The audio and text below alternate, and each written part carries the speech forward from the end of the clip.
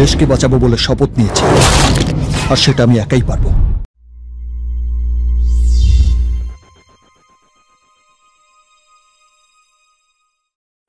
Dhallywood superstar Shakib Khan তার career নিয়ে আগের চেয়ে অনেক বেশি হিসেবি। এক যুগেরও বেশি সময় ধরে তিনি একাই শাসন করছেন ঢালিউড। কাজ করেছেন ওপার বাংলাতেও, অল্প সময়ে সেখানেও তিনি পরিচিতি পেয়েছেন। শুধু নায়ক নয়, প্রযোজক হিসেবেও সফল তিনি। বর্তমানে তার প্রযোজিত নতুন ছবি 5 ওয়ার্ডে শুটিং করছেন। শুটিং চলাকালীন সময়ে শাকিব খান কথা বলেন সাংবাদিকদের সঙ্গে। দর্শক, ভক্ত আর শুভাকাঙ্ক্ষীদের নববর্ষের শুভেচ্ছা জানিয়ে তিনি বলেন, আমার কাছে মানুষ মানসম্মত আধুনিক সিনেমা চায়। আমার অভিনীত কলকাতার ছবিগুলো যখন এদেশে মুক্তি পেয়েছে তখন দর্শকদের মধ্যে অনেক জাগরণ দেখেছি। সিনেমা হলে মানুষের ঢল নামতে দেখেছি। শান্তির ছেলে, ছবল কেমন লাগলো? অনেকদিন ধরে আমি ভাবছিলাম কলকাতার কাজগুলো মানুষ এত ইতিবাচকভাবে নিচ্ছে, ঠিক একইভাবে আমি আমার দেশের ছবিতেও এটা দেখাতে চাই।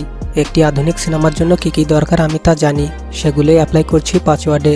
আমি মনে করি ইন্ডাস্ট্রির অবস্থা যাই থাকুক না কেন, ভালো কাজের ইচ্ছে থাকলে সেটা করে দেখানো যায়। 5 ওয়ার্ড দিয়েই সেটা করে দেখাবো।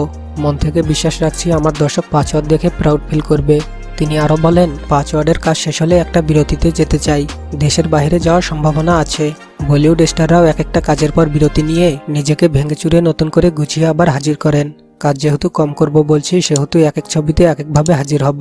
এজন্য সময়ের প্রয়োজন। প্রতিটি কাজের আগে হাতে সময় রাখবো। নিজেকে ভাঙা করা পূর্বের কাজ নিয়ে মানুষ কিভাবে গ্রহণ করলে এগুলো অবজার্ভ করব। বন্ধুরা, 5 ওয়ার্ড ছবি নিয়ে দর্শকদের প্রতি শাকিব খানের প্রত্যাশা এবং নিজেকে ভেঙে চুরে নতুন নতুন ছবিতে শাকিব খানের নতুন লুকে হাজির হওয়া প্রসঙ্গে আপনাদের কি মন্তব্য, তা অবশ্যই কমেন্ট করে জানাবেন।